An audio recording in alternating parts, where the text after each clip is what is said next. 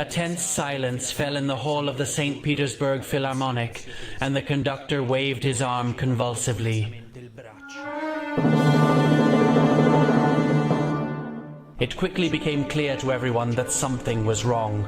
The conductor was staggering, he sounded drunk, he was misplacing his attacks. And the music sounded so somber, ungainly. Already the first notes were imbued with a deadly aura. The bass mentioned the dies ire theme, the Gregorian theme of death.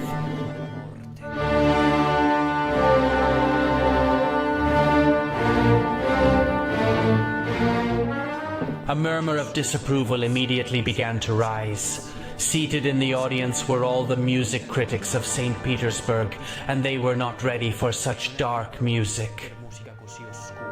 From backstage, a young boy of 22 watched the scene worriedly, biting his fingernails. He was the composer, and that was the day of his big debut.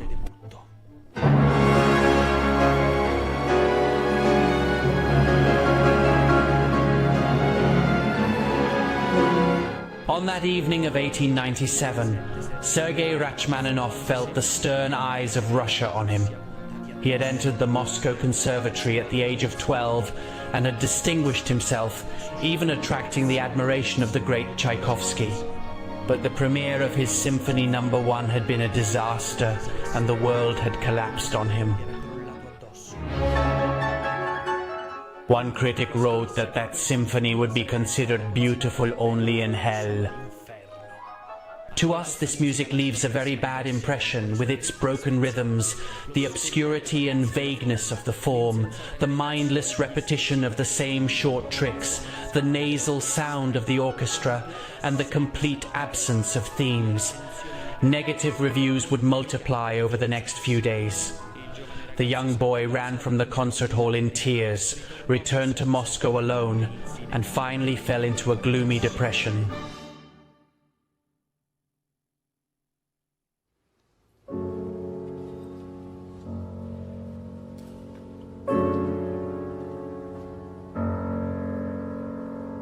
The second piano concerto begins with desolate, somber chords, like a death knell ringing in the distance, in which we sense the composer's state of mind after his failure.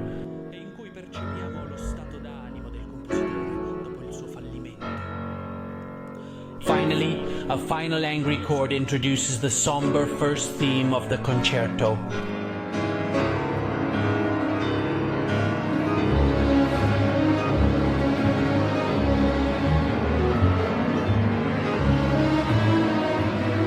The grave, dark notes of the piano scaffold this theme full of bitterness. Next, we hear a yearning passage in which a very long melody describes a desperate search that seems never to end.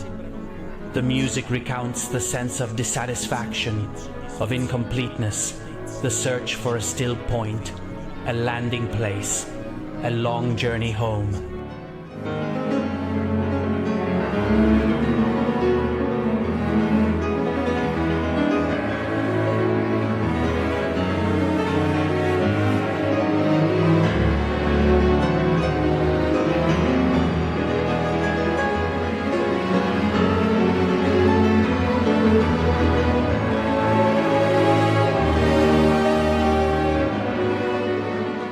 After that inauspicious evening, the young Rachmaninov had had a psychological breakdown. He had come to the conclusion that he would have to give up composing. He was paralyzed by depression, so much so that for 3 years he composed nothing more.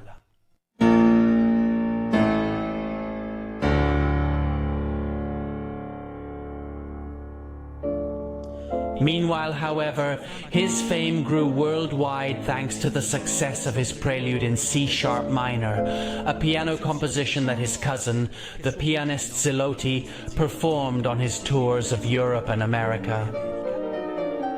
The Prelude became so famous that it was reprinted under dozens of different titles: The Day of Judgment, The Burning of Moscow, The Bells of Moscow. Audiences wanted more.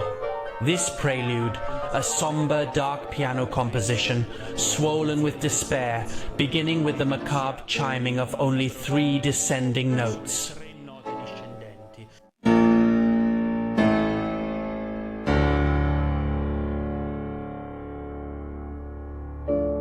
And then dense, heavy, gloomy chords, which in the finale become full of rage.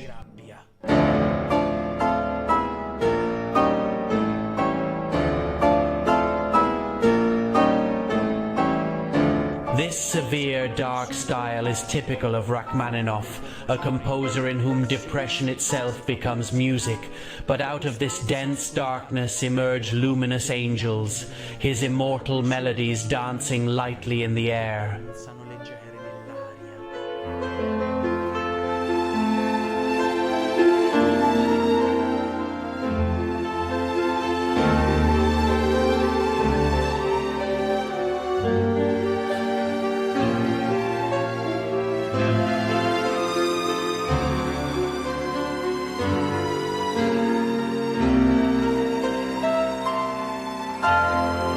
This second movement of Concerto No. 2 is so melodious that it has been captured in a famous pop song, exactly as it is.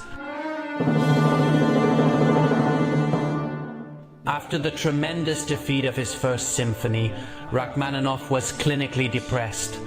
Friends and family understood that the composer needed help. Perhaps there was still hope. And his cousin, Natalia Satina, who would become his future wife.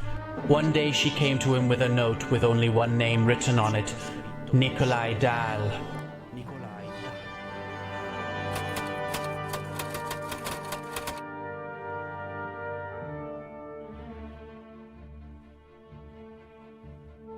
The second piano concerto will be the first composition written after the 3 years of silence, and it chronicles Rachmaninoff's struggle with depression.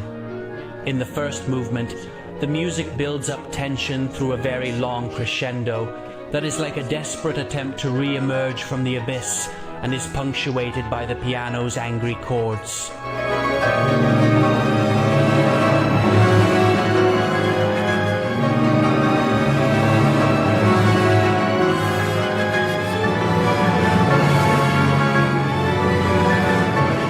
Finally, the crescendo culminates in a majestic, martial march that heralds the composer's rebirth.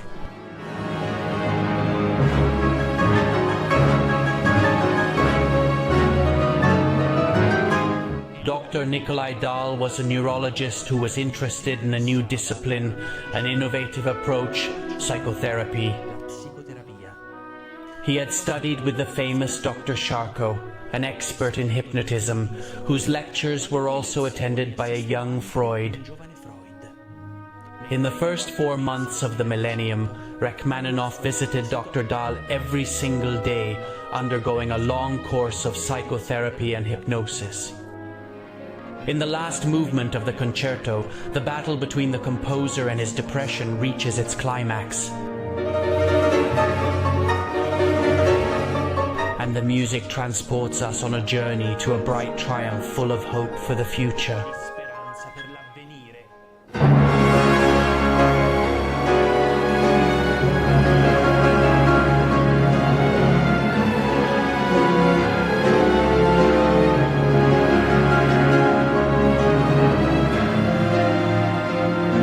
This second concerto instantly became an international success. The composer had regained his self-confidence. Rachmaninoff wrote it shortly after his psychiatric rehabilitation, which is precisely why the score bears a dedication unique in the history of music, to Monsieur N. Dahl, to my dear psychiatrist.